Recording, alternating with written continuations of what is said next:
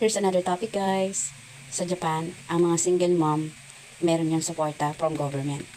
So, depende kung ilan yung anak niya, hanggat ito ay minor pa, meron yan silang suporta o makukuha na pera from government. Merong parang every 4 months na ipon yun eh. Tapos, manonotice yan sila na pwede na i-claim sa City Hall o kaya, yun, papadalan sila ng sulat. Tapos, yung mga single mom, pwede silang mag-part-time, no? Part-time lang, hindi pwedeng full-time, hindi sila ina-allowed. Kasi nga, supportado naman sila ng government.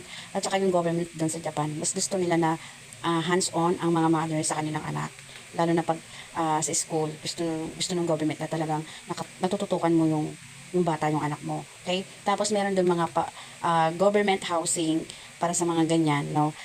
Parang gagaya dito sa atin sa Pilipinas, yung indigency, no? Syempre, apply mo yan sa, dun sa City Hall para malaman nila yung sitwasyon mo.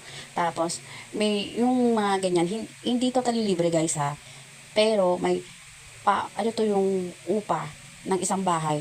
Parang ano lang, apartment. Not totally, dungy kasi tawag dun eh.